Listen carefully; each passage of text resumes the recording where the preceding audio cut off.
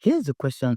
Can you tell which of these phones is real and which one is a counterfeit? If you said no, you are not alone. And that's exactly the problem right now. There are hundreds of thousands of fake phones circulating in the used markets, according to Antutu, the company that benchmarks mobile devices. More than 4% of phones they test turn out to be counterfeit. 4% might not sound like much until you realize that's hundreds of thousands of devices that look real, feel real, and work perfectly fine until they don't. In 2019, US Customs seized a single implement of nearly 4,500 fake smartphones. That's almost $1 million worth of counterfeit, and those were just the ones they caught. Hi, my name is Nancy John Mark, and today I'm going to show you exactly how to verify a phone's authenticity before you hand over your money. These are the same checks that manufacturers recommend, that consumer perfection agencies use, and that can save you from what might be the most expensive mistake you make this year. Okay, so you're about to buy a used phone. Maybe it's from Facebook Marketplace, maybe Craigslist, or maybe even from someone you know. Before you do anything else, before you check the screen, before you test the camera, before you even turn it on, you need to check one thing: the IMEI number. Now, if you are wondering what the hell is an IMEI, don't worry. Think of it as your phone's fingerprint. Every phone in the world gets assigned a unique 15-digit code when it's manufactured. No two legitimate phones share the same IMEI, which means if something's wrong with this number, something's wrong with the phone. And here's the beautiful thing: checking it takes about 10 seconds. And the steps is you open the phone's dialer and type star hash 06 hash. The IMEI pops up immediately. You don't even have to press call. It just appears right there on screen. This works on pretty much every phone made in the last decade. iPhone, Samsung, Google Pixel, OnePlus, doesn't matter. They all respond to this code. Now, if for some reason that doesn't work, you've got backup options. On an iPhone, go to settings, then general, then about, and scroll down until you see it. On Android, it's usually settings, then phone, then status. Different manufacturers put it in slightly different places, but it's always somewhere in the about section. You can also find it physically on the phone, and a lot of devices have it engraved on the SIM card tray.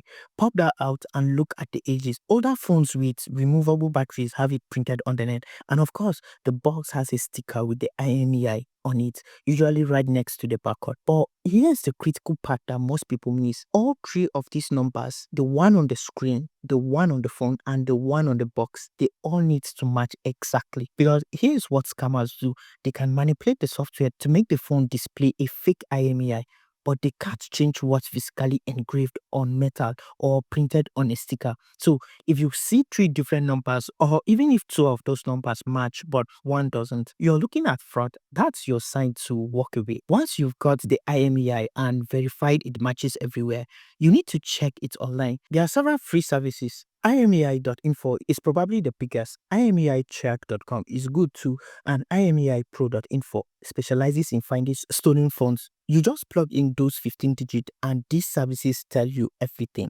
First, they confirm the exact model. If you are supposedly buying a Samsung Galaxy S24 Ultra, but the IMEI comes back as a Galaxy A54, congratulations, you just got someone trying to scam you. Second, they show if it's blacklisted. This means someone reported the phone as lost or stolen.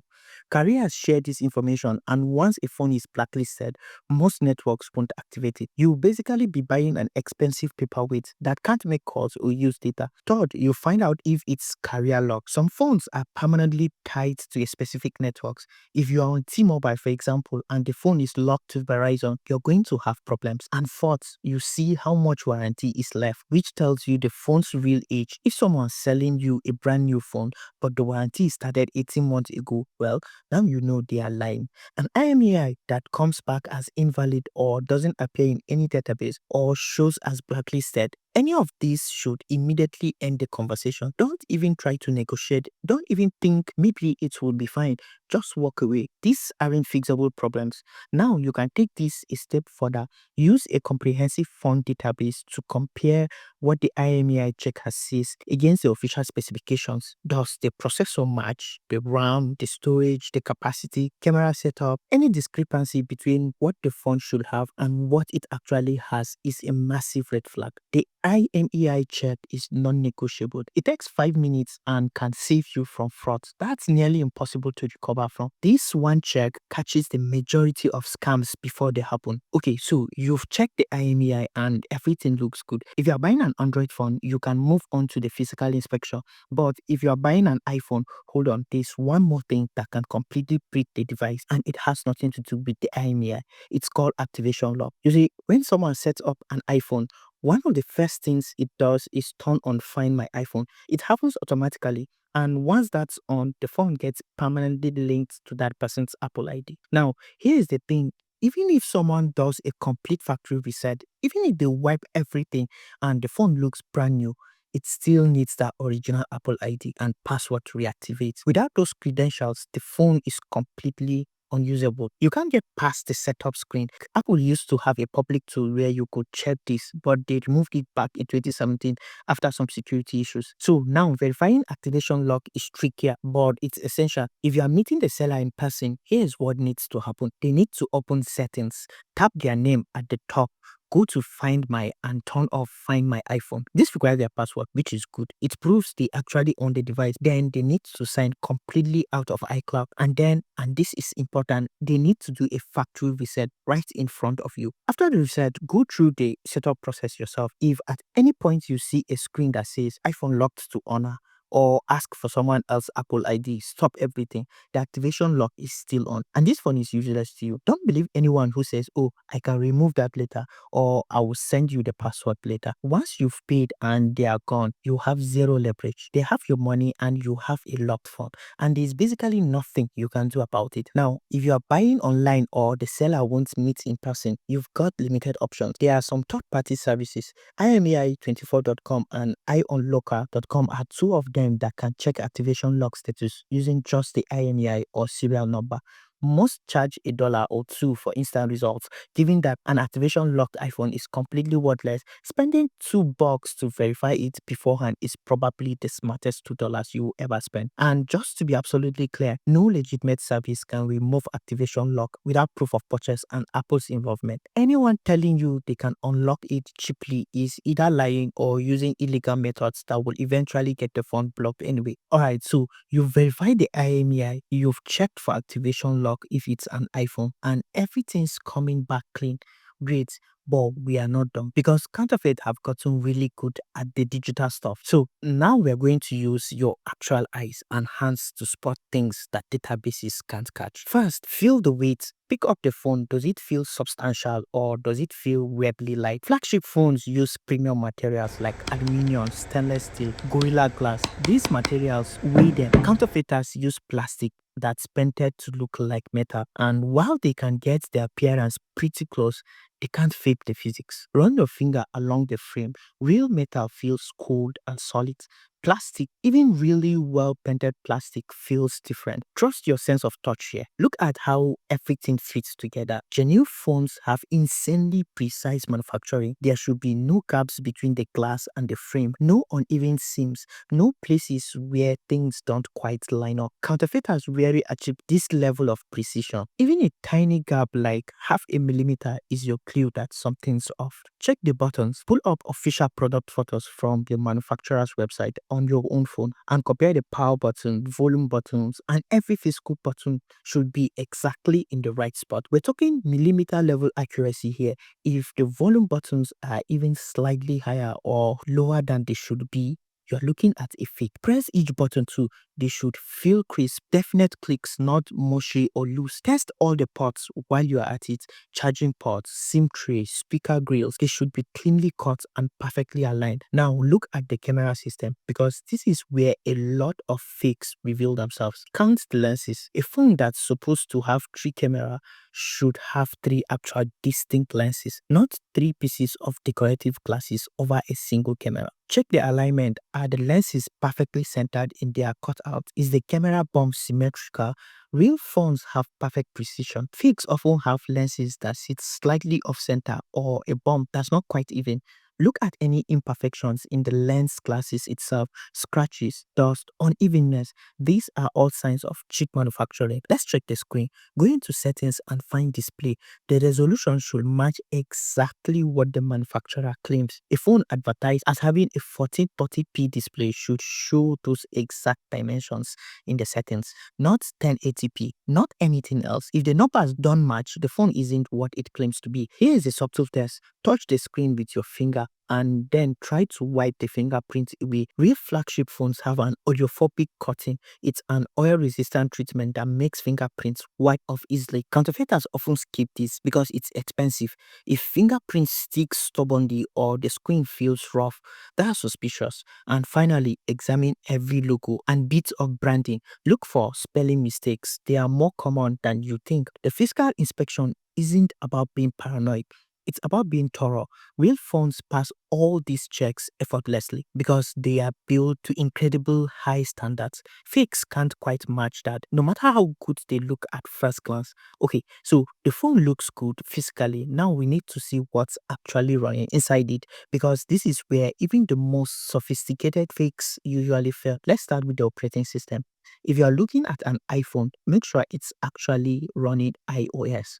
Some counterfeits install Android with a skin that looks like iOS. It can be convincing at first, but here is an easy test. Check which app store it has. Real iPhones use the app store. Period. If you see Google Play Store, you are looking at an Android phone dressed up as an iPhone. For Android phones, go to settings, then about phone. Check the Android version. Does it match what should be available for this model? Look at the security patch level. Is it recent or does it show date from 2 years ago? Real phones get regular security updates. Fakes don't. Compare the interface against official screenshot. Does everything look exactly like it should? Or are there weird differences in the icons, the fonts, the layout? Pay attention to what's pre-installed.